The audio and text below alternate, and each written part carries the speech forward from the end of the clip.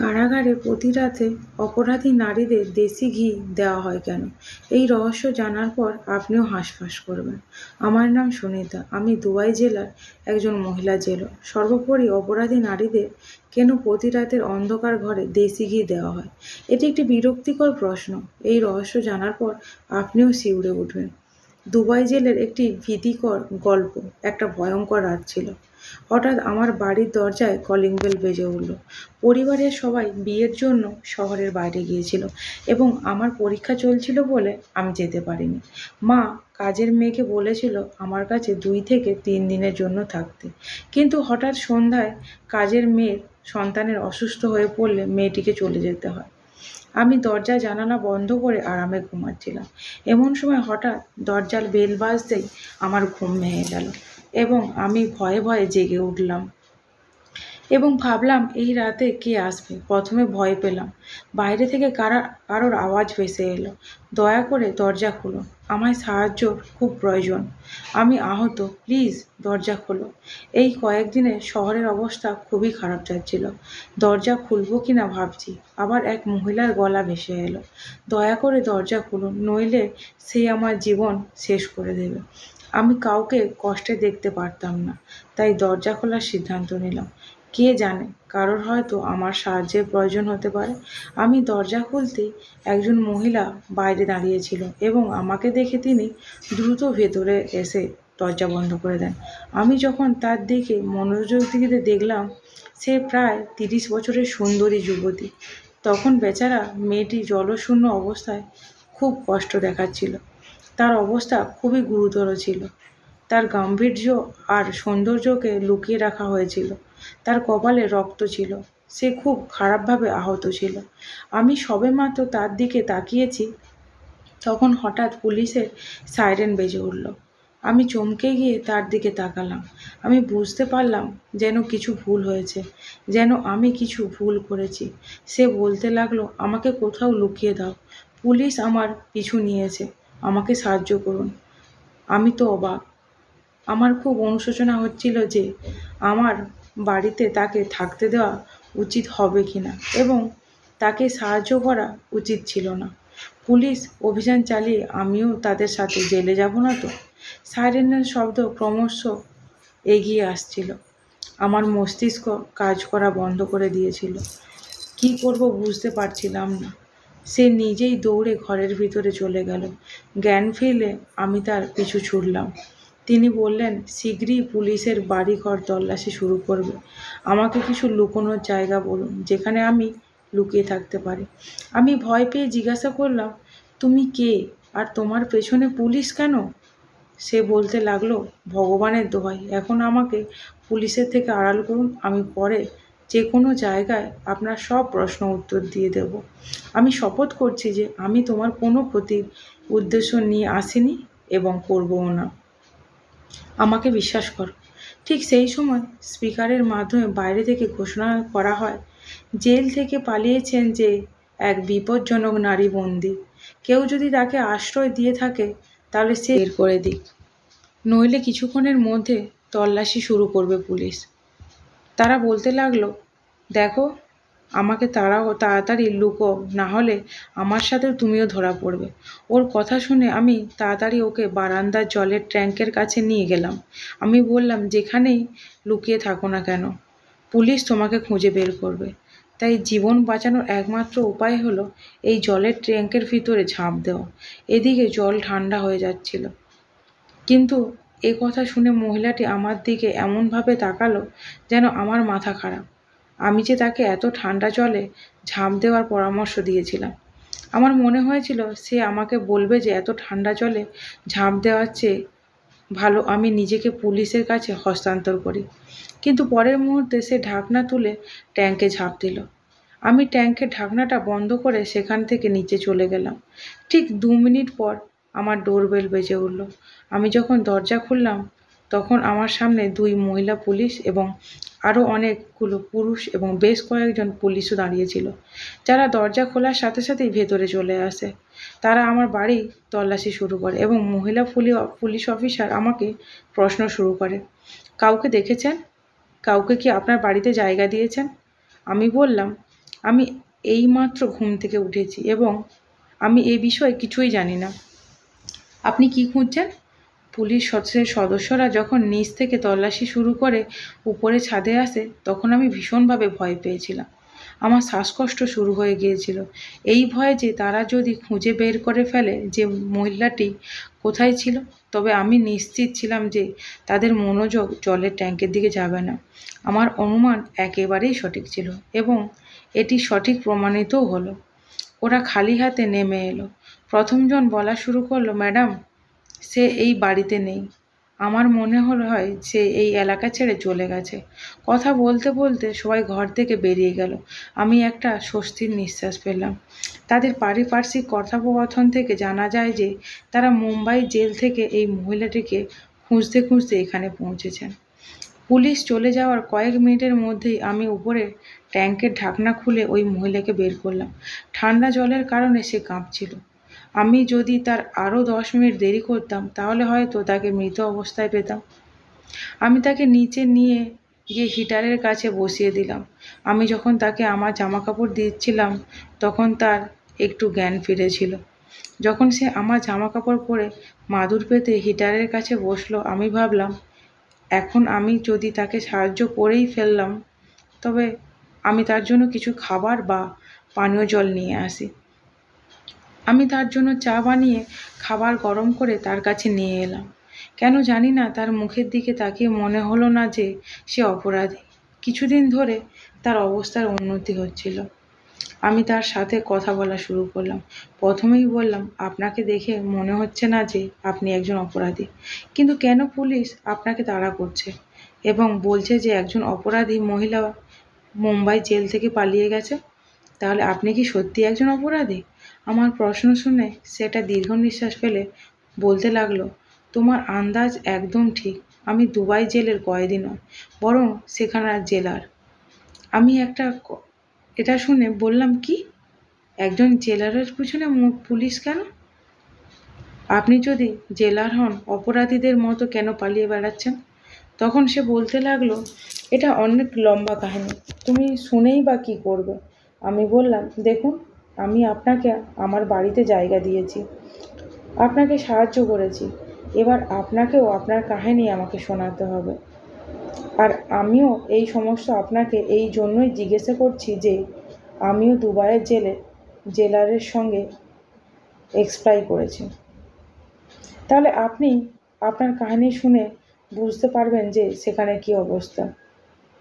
সে বলতে লাগলো, ঠিক আছে, যদি তোমার এতই জানার ইচ্ছে, ঠিক আছে, তাহলে শোনো। রবিতা আর আমি একজন ভীষণ ভালো আর সম্মানীয় বংশের মেয়ে। আমার 2 বোন আর 2 ভাই ছিলাম। আমার বাবা দুবাই থানার হাবিলদার ছিল।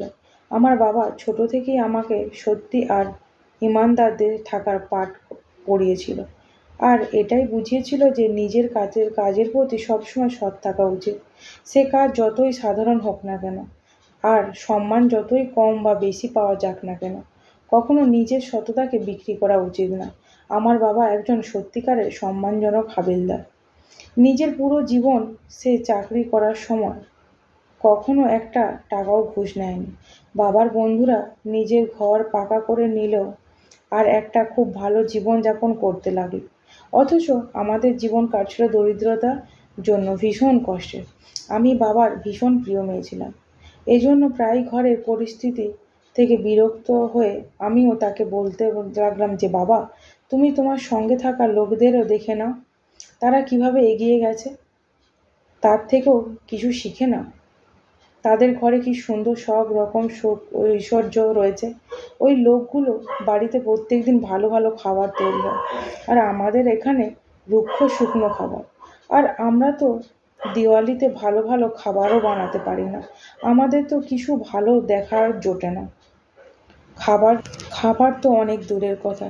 ওদের বাচ্চা কত ভালো স্কুল কলেজে পড়ে আর আমাদের বাচ্চা সরকারি স্কুলে যায়, যার জন্য পরবর্তীকালে ওই রকমই চাকরিই পায়, আমরা ছোটো খাটো ক্লার্কের চাকরি। বাবা হেসে বলতে লাগলো, সোনামণি, তুমি চিন্তা করো না, তোমার ভাগ্যে অনেক বড় চাকরি আছে। আমি মজা করে বলে দিলাম, বাবা, আমি জেলর হব। বাবা বলল, এর মধ্যে এত অবাক হওয়ার কি আছে? তুমি যদি ভালো নম্বর পেয়ে পরীক্ষায় পাশ করে যাও তাহলে তুমি চাকরি পেয়ে যাবে। আর আমি হেসে বললাম, বাবা তুমিও কোন জমানার লোক? আমার জন্য কোনো সোর্স না থাকলে আর কেউ আমায় হয়ে সুপারিশ না করলে তো আমি চাকরি পাবো না। পয়সা দিয়ে চাকরি করার মতো আমাদের অবস্থা নেই। বাবা রেগে গিয়ে বলল, না ঘুষ আর না কারোর সোর্স, এই দুটো জিনিসই দিকে জীবনে কখনো ঝুঁকতে নেই। আমার বাবা তো সেই অবস্থায় ছিল যে সেই সম্মানের জন্য নিজেকে প্রাণও দিতে পারে। আমার বোন স্কুলে পড়তে লাগলো আর বড় দাদা বাবার সাথে রিটায়ার হওয়ার পর তার জায়গা করে নিল। আমি নিজের একটা উদ্দেশ্য বানিয়ে নিয়েছিলাম যে আমি দুবাই জেলর হব, আর তার জন্য আমি মন প্রাণ দিয়ে পরীক্ষার প্রস্তুতি নিতে থাকলাম আর পরীক্ষাও দিলাম। আমি আশা করেছিলাম যে আমার উদ্দেশ্য ভালো এবং আমার অনুরোধও শোনা হবে, এবং তাই ঘটেছে। আমি দুবাইয়ের জেলরের হিসাবে নির্বাচিত হলাম। সেই দিনটি ছিল আমার জীবনের সবচেয়ে সুন্দর দিন। আমার সব স্বপ্ন পূরণ হয়েছিল। আমি খুব খুশি ছিলাম, যেন জীবনের সবচেয়ে সুন্দর সুখ পেয়ে গিয়েছি। আমার স্বপ্ন সত্যি হয়েছিল। এই সময় বাবা শুধু বললেন, জেলের তোমাকে নানান ধরনের সমস্যার সম্মুখীন হতে হবে, শুধু সততার সাথে তোমার দায়িত্ব পালন প্রতি যত্ন নিও। আমি আমার দায়িত্ব নিলাম। দুবাই জেলে ছিল এক বড় জেল এবং সেখানে বিপুল সংখ্যক নারী বন্দী ছিল। প্রথম দিনে আমি খুব ভালো বোধ করেছিলাম, যেন আমার এটা ক্ষমতা ছিল। আমি যখনই সেখানে সালাম দিতাম তখনই গর্বে আমার বুক ফুলে যেত। গল্পের বলার মতো রবিতাও চুপ হয়ে গেল। তার থেমে যাওয়া আমাকে অস্থির করে তুলল। আমি তার গল্পের এতটাই মগ্ন ছিলাম যে আমার মনে হয়েছিল যেন সব কিছু আমার সামনে ঘটছে। আমি অস্বস্তিতে বললাম, রবিতা এরপর কি হলো? আমাকে আরও বলুন। তিনি একটি দীর্ঘশ্বাস ফেলে আবার শুরু করলেন। তারপর আমি স্বস্তি অনুভব করলাম। সেখানে নারীদেরকে তাদের নিপীড়ন অনুযায়ী বন্দি করা হয়। প্রতিদিন ভোর 6টার কারাগারের দরজা খুলে দেওয়া হয়। এরপর মহিলারা সকালে নাস্তা করে তারপর তাদের দিয়ে কাজ শুরু করানো হয়। কিছু মহিলা কলের গম পিষতেন, কেউ সেলাই করতেন, আবার অল্প বয়সের মেয়েদের শিক্ষা দেওয়া হতো যাতে তারা সেখান থেকে চলে যাওয়ার পরে কিছু করতে পারে। যখন সূর্যাস্ত হয় এবং যখন রাত আসে তখন তাদের খাবার দেওয়া হতো এবং তাদের জেলে পাঠানো হয়। প্রথম দিনগুলিতে এখানকার কার দল তৈরি হয়েছিল সে সম্পর্কে আমার খুব বেশি ধারণা ছিল না। তবে আমি ধীরে ধীরে জানতে পারি কোনো মহিলার কার সাথে এবং কেন বন্ধুত্ব করেছিল। যেমনটি সিনেমায় দেখানো হয়, একটা জেলে তার থেকেও বেশি খতরনাক হলো সেই মহিলা যে কিনা কোনো ভয়ঙ্কর কারণে ধরা পড়েছিল। তাদেরকে আলাদা আলাদা জেলে রাখা হতো। নিজের কাজে আমি ভীষণ আগ্রহ বোধ করতে লাগলাম। মনে হতো যেন এই সমস্ত লোকেদের তো আগে থেকেই কাজ করা অভ্যাস আছে, কিন্তু আমি তো রোজ বাবার থেকে আদর্শ পাঠ পড়ে আসতাম। এজন্য না, শুধুমাত্র নিজের কাজ করতাম। তার সাথে সাথে এই সমস্ত লোকেদেরও খুব দৌড় করাতাম। আমি আমার নরম মনের কারণে মহিলাদের মধ্যে নাম করে ফেললাম, যার জন্য সেখানকার মহিলারা আমাকে অনেক পছন্দ করত আর আমার থেকে ভীষণ খুশিও থাকতে লাগলো। আর তারা এও বলেছিল, আমার আগে যে জেলার ছিল সে কাজকর্ম কিছুই করতো না। তিনি প্রতিদিন ঝাড় দিতেন, ডাকতেন এবং বিনা কারণে যাকে খুশি মারতেন। আমি সকল পুলিশ কর্মীদের বলেছিলাম যে কেউ কোনো মহিলার গায়ে হাত তুলবেন না। কেউ এটা করলে আমার চেয়ে খারাপ কেউ হবে না। এদিন আমি যখন রাউন্ডে গেলাম তখন একজন মহিলা কাঁদতে কাঁদতে আমাকে বললেন যে মহিলা কনস্টেবল আজ আমাকে কোনো কারণ ছাড়াই চড় মেরেছে। কে তাকে তার ক্ষমতার অন্যায় সুবিধা নিতে শিখিয়েছে? শুনেই আমার খুব রাগ হয়েছিল। আমি তাকে 1 সপ্তাহের জন্য বসিয়ে দিয়েছিলাম। আমার কারণে জেলের পরিবেশ ভালো হতে থাকে। আমি নারীদের আলাদা আলাদা করে রোজগারের পথ দেখানো শুরু করি। সেখানকার লোকেরা আমার দায়িত্বে খুব খুশি হয়েছিল এবং প্রথম বছরেই আমার ভালো কাজের জন্য আমাকে একটি পদক দেওয়া হয়েছিল। সেখানে আমার কাজের প্রশংসিত হয়েছিল। এই সময় মনীষ নামে একজন অফিসারের সাথে আমার পরিচয় হয়, যাকে আমার পরিবারের সদস্যরা আমার জন্য বেছে নিয়েছিল এবং আমি তাকে বিয়ে করি। আমার বড় একদম সেরকম খেয়ালেরই মানুষ ছিল যেমন আমার বাবা ছিল। এজন্য আমি আমার জীবনে ভীষণ খুশি ছিলাম। ডিউটি আর ঘর ভীষণ ভালোভাবে চলছিল, সব কিছুই ঠিকঠাকই ছিল। কিন্তু কথায় আছে না, যে সমস্যা মানুষের উপরেই সেই সময়ই আসে যখন সে একটু বেশি সুখের জীবন হারিয়ে যায়। আমার কপালেরও আমার সুখ আর সহ্য হলো না। সেই সময় জেলের ভিতরে দেশি ঘিয়ের কৌটো যেতে লাগলো। প্রথমে আমি এটা খেয়াল করিনি, ভাবতাম যে আত্মীয়স্বজন প্রায় সময় এই ধরনের জিনিস পাঠাতে থাকে। কিন্তু যখন প্রতিদিন নিয়ম করে দেশি ঘি জেলে আসতে লাগলো, তখন আমি চমকে উঠলাম। কিছু তো সমস্যা আছে। আমি ভাবলাম আমাকে খোঁজ করতে হবে রোজ রোজ দেশি ঘিয়ের কৌটো কার কাছে যায়, কে আনায়। একটা জিনিস হতে পারে যে কয়েদিদের মধ্যে কেউ নিজের গোয়েন্দা বানিয়েছে, যাদের নিজের প্রত্যেকটা খবর পেতে পারে। আমিও ওই মহিলাকে জিজ্ঞাসার জন্য গোয়েন্দাগিরি করতে বললাম, যার জন্য আমি লেডি কনস্টেবলকে 1 সপ্তাহের জন্য বসিয়ে দিয়েছিলাম। আমার এই কাজের জন্য সে আমার বিশ্বস্ত হয়ে উঠেছিল আর আমাকে জেলের ভেতরে সমস্ত খবর দিতে লাগলো, সে কি কি করে। এই জন্য একদিন আমি সমস্ত ঘিয়ের কৌটো খুলিয়ে ভালো করে তল্লাশি নিলাম। ওই কৌটোগুলো ঘি একই ছিল। আমি ওই মহিলাকে ডাকলাম যে আমার সমস্ত খবর দিত। আমি তাকে বললাম, আমাকে ভেতরে খোঁজ খবর দিয়ে বলল যে দেশি ঘিয়ের কৌটো আসলে কী জন্য আসে আর কারা এসব ব্যবহার করে, আর আমাকে 2 দিনের মধ্যে ভেতরের সমস্ত রিপোর্ট বানিয়ে দাও। আমার ডিউটি বেশিরভাগ সময় দিনের বেলাতেই হতো, আর রাতের বেলায় অন্য একজন জেলরের ডিউটি আসতেন। দিনের বেলায় তো কারোর ক্ষমতা ছিল না যে আমার ডিউটিতে থাকাকালীন এদিক ওদিক কোনো কাজ করতে পারে বলে। কিন্তু রাতের বেলায় কি হয় যে গ্যারেন্টি আমি দিতে পারতাম না। এজন্য আমি গোয়েন্দা লাগিয়ে দিয়েছিলাম। আমি মাঝখান থেকে তাকে বলে থামিয়ে দিলাম, জিজ্ঞাসা করলাম, রবিতা, আপনি কি দেশি ঘিয়ের কৌটোর জন্য সন্দেহ করছিলেন? আমার প্রশ্নে জেলর রবিতার মাথা নাড়ল আর বলল, হ্যাঁ, প্রত্যেক দিনই দেশি ঘিয়ের বেশ কিছু কৌটো জেলের ভেতরে যেত, আর আমার নজরে এটা স্বাভাবিক ব্যাপার ছিল না। আমার আন্দাজ বারবারই এটা বলতো যে কিছু তো এমন হয় যেটা আমার নজরে ধরা পড়ছে না। আমার গোয়েন্দা আমাকে আস্তে ধীরে শব্দে এসে যে খবর শোনালো সেটা শুনে আমি অবাক হয়ে গেলাম। সে বলল, দেশি ঘি রোজ রাতে অন্ধকারের কিছু খাস মহিলাদের দেওয়া হয়। রাতে যে জেলর ডিউটিতে থাকেন তিনি এটা জানেন, আর আপনার কার্যালয়ের 2-4 জন লোক এতে মিলে আছে। আমি সমস্যায় পড়ে গেলাম। অন্ধকার ঘরে কেন মহিলাদের দেশি ঘি দেওয়া হয়? এর মানে কি হতে পারে? আমি আমার গোয়েন্দাকে বললাম, সেই মহিলাদের নাম বলো যারা প্রতিদিন অন্ধকার ঘরের মধ্যে গিয়ে দেশি ঘি খায়। গোয়েন্দা যার নাম বলল সেই মহিলাদের দেখে আমি চমকে গেলাম। এই মহিলা আগে তো এতটা স্বাস্থ্যবতী ছিল না, এরা তো রোগা ছিল, কিন্তু এখন যখন দেখলাম বেশ স্বাস্থ্যবতী মনে হচ্ছিল। গোয়েন্দা আমার কানে এসে আস্তে আস্তে করে বলল, ম্যাডাম, এখানে সমস্ত কামাল ওই দেশি ঘির। এটা একটা সাধারণ ব্যাপার নয় যে আমি নজর এড়িয়ে যাব। আমি কিছুদিনের জন্য আমার ডিউটি রাতের শিফট করানোর সিদ্ধান্ত নিলাম। আমি দেখলাম যে আমার রাতের শিফটের খবর শুনে অনেক লোকের হৃদয়ে যেন বাজ এসে ভেঙে পড়ল। আমি দিনের বেলায় ঘরের নিজের ঘুম পুরো করে নিতাম যাতে রাত্রিবেলায় এসে জেগে থাকতে পারি। রাত 9টা বাজলে আমি দেখতাম যে লেডি কনস্টেবল লুকিয়ে লুকিয়ে কোথাও যাচ্ছে। আমি ভাবলাম যে আমি পেছনে গিয়ে দেখি সে কোথায় যায়। আমি যা দেখলাম তা আমাকে চমকে দিল, কেননা একটা অন্ধকারের ঘরে সেই অপরাধী মহিলাদের দেশি ঘি দেওয়া হচ্ছিল।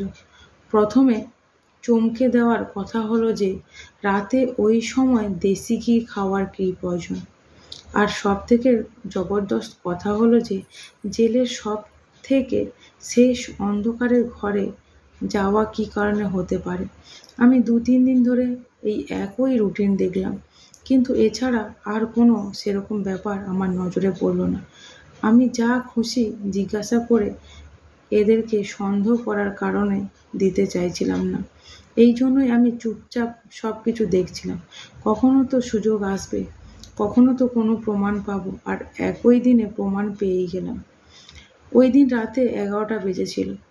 নিজের মাথা টেবিলে রেখে ইচ্ছাকৃতভাবে চোখ বন্ধ করছিলাম, যাতে কেউ দেখলে এইটা ভাবে যে আমি ঘুমিয়ে পড়েছি। কিছুটা সময় কেটে যাওয়ার পর আমার অফিসে কারোর আসার যেন শব্দ পেলাম। আমি চিনে নিলাম যে এটা লেডি কনস্টেবল ছিল। সে আমাকে ঘুমোতে দেখে বাইরে চলে গেল। সে কাউকে বলতে লাগলো, মনে হচ্ছে সে ঘুমের ওষুধটা ম্যাডামকে দিয়েছে, সেটা কাজ করেছে, ম্যাডাম ঘুমিয়ে পড়েছে, ব্যাস কিছু ঘন্টাই বাকি আছে, তাড়াতাড়ি নিজেদের কাজ করো। মনে হলো কিছুক্ষণের মধ্যে তারা সেখান থেকে চলে গেল। আমি অবাক হয়ে ভাবলাম যে এ সমস্ত কি হচ্ছে জেলের মধ্যে, যেটা আমি জানতেই পারিনি। আর আমার পিছনে পিছনে এই সমস্ত কিছু হতে লেগেছে। এদের কথায় আমি আন্দাজ পেলাম যে যা কিছু হচ্ছে অন্ধকার ঘরে হচ্ছে। তখনই আমি ওঠার চেষ্টা করলাম, যাতে গিয়ে আমি দেখতে পারি যে এমনই কি হচ্ছিল। ওখানে যে উঠতেই আমার মাথা ঘুরে গেল। মনে হচ্ছিল কেউ আমার চায়ের মধ্যে ঘুমের ওষুধ মিশিয়ে দিয়েছে, যেটার প্রভাব বিস্তার করতে শুরু করেছিল। আমি সেখানেই ঘুমিয়ে পড়লাম। আর সকাল পর্যন্ত আমি কিছু বুঝতেই পারলাম না যে আমি কোথায় আছি। সকালে যখন আমি ঘুম থেকে উঠলাম, তখন আমার মাথা ভারী লাগছিল। এই জন্য আমি বাড়ি চলে এলাম। ঘরে যাওয়ার আগে সেই মহিলাদের জেলের দিকে আসলাম, যাতে কোনো কথা যদি জানতে পারি, কিন্তু সেখানে সব ঠিকই লাগছিল। আমি বাড়ি ফেরত গেলাম। ঘরে এসে আমি ভাবতে লাগলাম যে কনস্টেবলের সাথে ওই দ্বিতীয় মানুষটা কে ছিল, যার সাথে সে কথা বলছিল। এরপর আমি আবার রাতে ডিউটি গেলাম। এবার আমি সিদ্ধান্ত নিয়েছিলাম যে আমি কি করব। কালকের মতো আজকেও আমার সামনে চা রাখা হলো, কিন্তু আজকের আমি সেটা খেলাম না। পাশের বেসিনে আমি সেটা ফেলে দিলাম আর খালি কাপ রেখে চোখ বন্ধ করে রাখলাম। কিছুক্ষণ পরে সেই কাপ নিতে আসলো একজন, আর আমাকে ঘুমাতে দেখে সে বিশ্বাস করলো যে আমি ঘুমিয়েছি, আর বাইরে চলে গেল। কিছু সময় পর সে ভেতরে আসলো। রাত 11টা বেজেছিল তখন। জেলের ভেতরে সব লাইট প্রায় বন্ধ হয়ে গেছিল। সব দিকেই অন্ধকার আর অন্ধকার ছিল। আমি চুপচাপ সেদিকে এগিয়ে গেলাম। যেই অন্ধকার ঘরে মহিলারা থাকতো, যাদের কেউ মোবাইলে টর্চ অন করে রেখেছিল।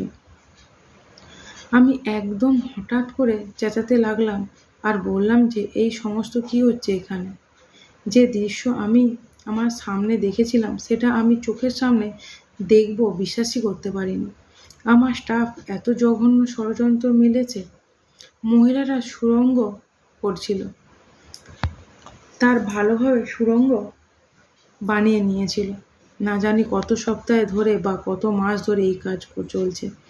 ওই মহিলারা খুনের অপরাধে জেলে এসেছিল, আর আদালতের দিক থেকে এই দুজন যাবজ্জীবনের কারাদণ্ড দেওয়া হয়েছিল। ওরা দুজন এখন থেকে পালানোর জন্য সুড়ঙ্গ খুঁজছিল। সামনে আমার পুরো কার্যালয় এই ষড়যন্ত্রের মধ্যে মিশেছে। হঠাৎ করে আমাকে সামনে দেখে ভয় পেয়ে লেডি কনস্টেবল শ্বাস আটকে গিয়েছিল যেন। তার হাত থেকে মোবাইল নিচে পড়ে গেল। যার টর্চ অন করে ওখানে দাঁড়িয়েছিল, তারা সুড়ঙ্গ খুঁড়তে, এজন্যই তারা দেশি ঘি খেত, যাতে সুড়ঙ্গ খোঁড়ার কাজ সহজ হয়, আর এর জন্য অনেক শক্তিরও প্রয়োজন হয়। তারা দেশি ঘি খেয়ে প্রত্যেক দিন 3-4 ঘন্টা করে সুড়ঙ্গ লাগাতার খুঁড়তে থাকতো। সেখানে দাঁড়িয়ে দাঁড়িয়ে আমি সব কিছু বুঝতে পেরে গেছিলাম, আর সমস্ত কিছু আমার চোখের সামনে এসেছিল। আমি লেডিস কনস্টেবলকে জিজ্ঞাসা করলাম, আর কে কে মিলে আছে তোমাদের সাথে? কাল আমি তোমাদের সাথে কাউকে কথা বলতে শুনেছি, সে কে? সে ভীষণ ঘাবড়ে গিয়েছিল। আমার বারবার জিজ্ঞাসা করায় সে কিছু বলেনি। আমি বললাম, ঠিক আছে, আমি হাই কমিশনারের সাথে কথা বলছি। যখন তোমার চাকরি থেকে বের করা দেওয়া হবে তুমি বুঝতে পারবে। আমার কথা শুনে সে ভীষণ ভয় পেয়ে গেল আর বলতে লাগলো, প্লিজ কাউকে এই সময় ফোন করবেন না। আমি সবেমাত্র ফোন তুলেছি। ঠিক তখনই আমার মাথায় কেউ যেন এসে পেছন থেকে আঘাত করলো। আমি অজ্ঞান হয়ে গেলাম, সেখানে পড়ে গেলাম। যখন আমার জ্ঞান ফিরল, আমি নিজের জেলের মধ্যে কয়েদি অবস্থায় পেলাম। আমার মনে পড়ল যে আমি ফোন করে তথ্য দিতে যাচ্ছিলাম তখন কেউ আমার মাথায় আঘাত করলো। এটা লেডি কনস্টেবল ছাড়া আর কেউ হতে পারে না। কেউ নিশ্চয়ই তার গোপন কথা ফাঁস হয়ে যাওয়ার ভয়ে আমার মাথায় আঘাত করেছে। যখন আমার জ্ঞান এলো, আমি দেখলাম যে সে একা নয়, তার বন্ধুটিও তাকে সমর্থন করতে চেষ্টা করছে। এই সময় তার সঙ্গে ওই বন্ধু উপস্থিত ছিল, কিন্তু তার সঙ্গীকে দেখে আমার মাথায় যেন বাজ পড়ল। আমি বিশ্বাসই করতে পারছিলাম না যে সে আসলে নাইট শিফটের জেলার। আমার মনে হলো সে যেন একটি অবিবেচক জেলার, কিন্তু সে সে ইউনিফর্মের পরে এতটা খারাপ কাজ করতে পারে, অবৈধ কর্ম চালাতে পারে, এটা আমি ভাবতে পারিনি। তারপর এই দুই মহিলা মিলে আমাকে বন্দি করে। দুটো মিশেছিল। এই দুজনের সাহায্য যে বলে দিল সে মহিলা সুড়ঙ্গ খনন করেছিল, এবং এই সাহায্যের বিনিময়ে সেখানে কনস্টেবলকে প্রচুর অর্থ দেওয়া হয়েছিল। টাকার লোভে এই ধরনের বেআইনি কর্মকাণ্ড চালানো হলো। পরে জানতে পারি ব্যাপারটা তার চেয়েও গুরুত্বপূর্ণ। কারাগারের ভেতরে চেক করার পর দেশি ঘি আসতো। সেই দেশি ঘিতে বিশেষ অ্যাস্ট্রো অন্তর্ভুক্ত ছিল, যার কারণে একজন ব্যক্তি প্রতিদিন এটিতে অভ্যস্ত হয়ে পড়েন। আভ্যন্তরীণভাবে দেশি ঘি বিক্রি করা হয়। এটা কোনো সাধারণ দেশি ঘি ছিল না। এই জেলার উপস্থিতিতে রাত খুব গোপনে এবং সমস্ত কাজ করা হতো। এই জেলর তার নিজের মুখ থেকে আমাকে এইসব কথা বলেছেন। সে আমার কাছে তার সমস্ত নৃশংসতার কথা স্বীকার করেছে, কিন্তু সে জানতো না যে আমার অফিসে, সেখানে যে আমাকে বন্দি করা হয়েছে, সেখানে আমি ইতিমধ্যে একটি ক্যামেরা বসিয়ে রেখেছিলাম, যা সব কিছু রেকর্ড করছিল। যখনই আমাকে কাউকে অপরাধ স্বীকার করাতে হতো, আমি তাকে এই ঘরে নিয়ে যেতাম, এবং এই ঘরে তাকে বক্তব্য রেকর্ড করানো হতো, যা পরবর্তীতে প্রমাণ হিসেবে কাজ করবে। তিনি আমার পক্ষে থেকে আদালতের একটি অফিসিয়াল ছুটির চিঠি পোস্ট করিয়েছেন, যাতে আমার নিখোঁজ হওয়ার কাছেও সম্পূর্ণ বিষয়কর না মনে হয়। এরপর আমার পরিচিতির ভিত্তিতে তিনি একটি প্রতিবেদন তৈরি করে আদালতে পাঠান, যাতে আমাকে আসামি বানানো হয়। তাদের উদ্দেশ্য ছিল আমাকে পদ থেকে সরিয়ে দেওয়া। আজ সন্ধ্যায় সে আমার জন্য খাবার নিয়ে রুমে আসার সাথে সাথে আমি তাকে কাবু করে সেখান থেকে পালিয়ে যাই, এবং তারপর থেকে যে আমাকে অনুসরণ করছে যাতে সে আমাকে ধরতে পারে। এখানে আমার পুরো গল্পটি আপনাকে শোনালাম। আপনি খুব অস্থির ছিলেন। পুরো ঘটনাটা শোনার পরেও আমি দ্বিধায় রবিতাকে জিজ্ঞাসা করলাম, কিন্তু এখন তুমি তোমার নির্দোষ প্রমাণ কিভাবে করবে? জেলর রবিতা বলতে থাকে, আমাকে যেভাবেই হোক শুধু ওই ক্যামেরাটা হাতিয়ে আনতে হবে। পুরো কথোপকথন তাতেই রেকর্ড করা হয়। কিন্তু আমি এখন এটাই ভাবছি যে আমার সেখানে যাওয়া বিপদ ছাড়া আর কিছুই না। যতক্ষণ না আমি নির্দোষ প্রমাণ হই, ততক্ষণ আমি কোথাও যেতে পারবো না। কোনোভাবে আমাকে এই ক্যামেরা পেতে হবে। আমি বললাম, আমি তোমাকে সাহায্য করতে পারি। রবিতা রবিতা অবাক হয়ে আমার দিকে তাকাতে লাগলো। আমি জেলরের পদের জন্য আবেদন করছি। আমার মনে হয় আমার চাকরি থেকেও বরখাস্ত করা হয়েছে। সেজন্য তো পত্রিকায় আরেক জেলরের জন্য বিজ্ঞাপন দেওয়া হয়েছে। আমি আবেদন করেছি, এবং পরীক্ষা দিতে হবে। নির্বাচিত হলে আমি নিজেই আপনাকে নির্দোষ প্রমাণ করব। আমি জেলর রবিতাকে বললাম যে আমার পরিবারের সবাই বিয়েতে গেছে। আপনি যতক্ষণ চান এখানে থাকতে পারেন। কিন্তু পরের দিন তিনি তার স্বামীকে ফোনে ডেকে তার সাথে চলে যান। পুরো ঘটনা জানার পর এই দরিদ্র মেয়েটির জন্য আমার খুব খারাপ লাগলো। রবিতা একজন সৎ জেলর ছিল। আমি পরের দিন পরীক্ষাটা দিয়েছিলাম, এবং আমাকে কারাগারে নিয়োগের জন্য অনুরোধ করেছিল। আমার উদ্দেশ্য ছিল রবিতার নির্দোষ প্রমাণ করা, এবং এই উদ্দেশ্যে আমার দুবাই জেলের ভিতর যেতে হবে, এবং এটি কেবল একজন জেলরের ক্ষমতাতেই সম্ভব ছিল, যা আমি সম্ভবত করতে পারতাম। আমার প্রার্থনার কাজ হয়েছে, এবং আমি নির্বাচিত হয়েছি। রবিতাই আমার সাক্ষাৎকারের জন্য সমস্ত প্রস্তুতি করিয়ে দিয়েছিল, যার কারণে আমি সফল হয়েছি। সেখানে যেতেই দেখলাম ওই মহিলা কারাগার যারা সুড়ঙ্গ খুঁড়ে দেশি ঘি হজম করতেন। ওই মহিলাদের দিকে তাকিয়ে আমি বুঝতে পেরেছিলাম যে তাদের কাজে এখনও চলছে। আমি নীরব ঊর্ধ্বতন কর্মকর্তাদের এটি চিঠি লিখে জানিয়েছিলাম যে কারাগারে একটি টানেল খনন হচ্ছে, এবং জেলর এবং নাইট ডিউটিতে থাকা মহিলা কনস্টেবলের জন্য দায়ী। এর সাথে সাথে আমি সেই ক্যামেরাটিও সাথে প্রমাণ হিসাবে পাঠিয়েছিলাম, যেটা আমি ঠিক জায়গায় পেয়েছিলাম, যেটা রবিতা আমাকে বলেছিল। ঠিক রাত 11টার দিকে জেলের কক্ষে যেখানে সুড়ঙ্গ খনন করা হয়েছিল সেখানে অভিযান চালানো হয় এবং সেই সুড়ঙ্গ দিয়ে যাওয়ার সময় ওই নারীদের হাতে নাতে ধরা হয়। মহিলা কনস্টেবল এবং নাইট ডিউটি জেলরকে গ্রেপ্তার করে কঠোর শাস্তি দেওয়া হয়। আমি আমার দায়িত্বে দ্বিতীয় দিনে এই সব করেছি, কারণ আমার একমাত্র উদ্দেশ্য ছিল সত্য প্রকাশ করা। জেলে রবিতাকে নির্দোষ প্রমাণিত করতে হয় এবং তাকে তার পদে পুনর্বহাল করা। এগুলো দুবাই জেলে রাতে জেলর পদে রবিতাকে দেওয়া হয় এবং দিনের ডিউটি আমাকে দেওয়া হয়। জেলর রবিতা আমাকে অনেক ধন্যবাদ জানিয়ে বলেছিল যে আমাকে সাহায্য করার জন্য আমি আপনার কাছে কৃতজ্ঞ এবং এখন আমি জেলের রবিতার সাথে খুব ভালো বন্ধুত্ব করেছি আগের মতোই। আমরা দুজনে মিলে জেলের পরিবেশ খুব ভালো করে দিয়েছিলাম এবং সব কিছু আগের মতোই ভালো হতে শুরু করেছিল। তাহলে এই গল্পটি সম্পর্কে আপনাদের মতামত কি? অবশ্যই কমেন্টস করে জানাবেন।